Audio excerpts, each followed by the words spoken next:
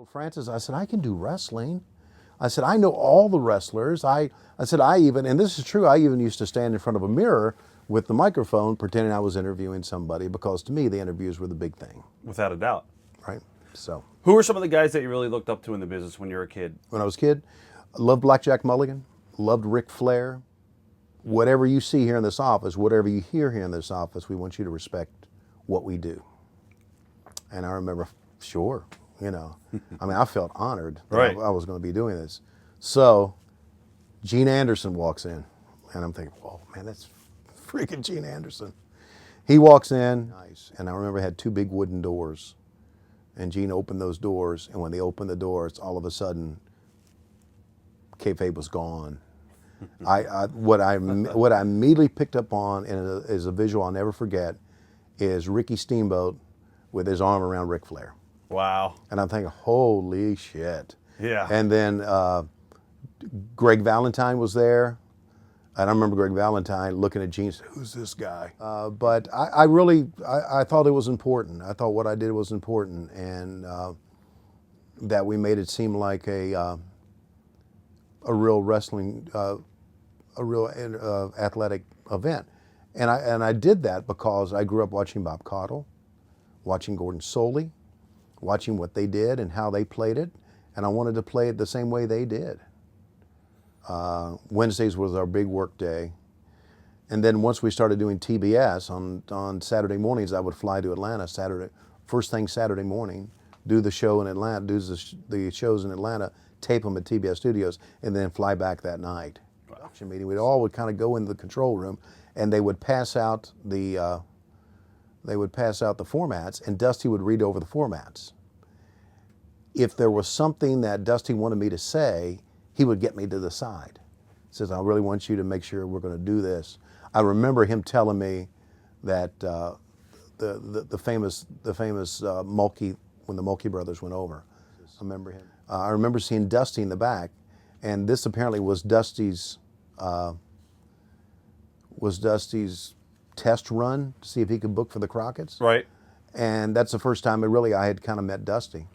And I didn't know what he was doing back there, but I knew that he wasn't wrestling. You know, he was just kind of in the back with his glasses, and I don't know if I'm exactly right because it's been years ago, but here's what he said. He wasn't speaking English. He was just, you know, saying all these make-up words, and he walked off. And I looked at that and I said, let's bring in Magnum TA. And Magnum, who was always straight, man, he started laughing and I started laughing. And that was one time I remember where he broke us up. But never during the TBS times. Oh, yeah. He said, you don't laugh. How long have you been doing this? You don't laugh. I said, I understand, but you got to realize what we've been through with Legend the entire time in the backstage area. So they had me do another interview later that night where Kevin Nash threatened me never to laugh at his interviews again. So I threw up in my bathtub a number of times thanks to hanging out with Ric Flair and Arn at home. And it was one thing where Rick would say, I would call home and Rick said, next time put me on the phone with Lois. I'll make sure that she knows we're taking good care of you. And I say, I do not want you to talk to her. But she walk over to the door and he said, my dear, and he opens up and he said, and he has it in his hand. He said, would you put a sock on this? And she goes, oh gosh, and she runs away. And I'm thinking, how many people in the world can see this? Yeah. And everybody had an IFBN. And I remember Toby Jenkins saying, all right, we're 4 minutes into this thing. I mean, why in the hell did he say that? Next thing I knew, boom, David was down. And I went, holy snakes. And no one really told me to react, but they told me to start talking. I don't think there was any question that I was concerned that Jim was taking our spot, but Jim was a very engaging guy, and he still does today. He made me laugh all the time, and no one could talk like Jim Ross. And I'm not talking about in front of the camera or during play-by-play. I'm talking about in meetings. And I envied that. And so I grabbed Cornette like that, And he puts the chair down. He said, "You get your fucking hands off me, Schiavone, or I'll hit you with this chair." And it wasn't this. This was not Jim Cornette doing a work. Right. He was just. It's the same neutral corner that Hawk is going to walk up the turnbuckle and do his with his tongue out. And I'm there in the corner. He just walks right over me. And his spikes could have been into my career here, just by sheer luck. One spike hits here, and one spike hits here, and it gigs me here. And this was during the Eric Bischoff era. And I remember Eric used to say to me, he used to say, "Man," he said, "that Southern rock and roll Freebird stuff gimmick that Michael Hayes has is really wearing me thin." Probably the last event I did for the Crockett's was probably Starrcade '88 in Norfolk, Virginia, where I think Bob Cottle and Jim Ross did the commentary, and Magnum TA and I did the on-screen stuff, or the set stuff. I remember that the production crew was in such a, they were up in arms that day because nothing was ready. The cameras weren't ready in time. They weren't able to fax their cameras in time. And I'm thinking, this place is screwed up. Got to meet him. Well, I was very intimidated at first. I went to his house, met him and Pat Patterson in Greenwich, Connecticut. Very intimidated by him at first. But I knew that he knew what he was doing. I always got the thought that maybe that Ross thought that Jesse should talk more. And Jim never did see eye to eye with that. I don't know if this was during that time, but when Bill Shaw took over the company, and they let Jim go, or Jim left. They didn't let him go. Jim left, and he ended up on WrestleMania. And Jesse said on the air, "There's one thing I don't like, is a fat man in a toga." Anybody remembers that line or not? They go to them in the studio, 3, 2, 1. And Gorilla goes, "We'd like to thank Tony Schiavone for sounding nasally." And Heenan said, "Yeah, boy, he sounded nasally." That was hilarious. And I think WCW was very unhappy, as most of us were. If you had spent any time in the WWF, not talking about as a wrestler, but as a production person, as an announcer or production person, if you spent any time there and then had come to WCW, you were in for a big time culture shock. But Bobby said to me, he said, I'm going to say something about Gorilla's death. And I said, "Okay. Does Eric know you're going to say this?" He said, "No, I don't give a shit." I said, "Okay." I said, "You know that he's going to give me shit and not you."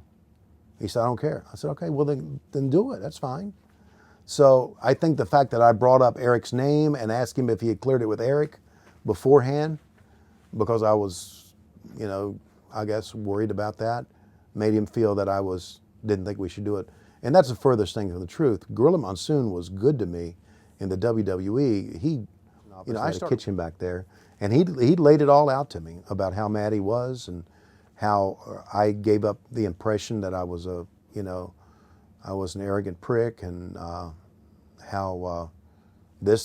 and I told him, I said, "Listen, when you got fired, I handled it wrong, and it's my fault. You have a reason to be mad at me. I don't hold any grudge, and I don't hold any grudge against you, what you've said about me, because I deserve it."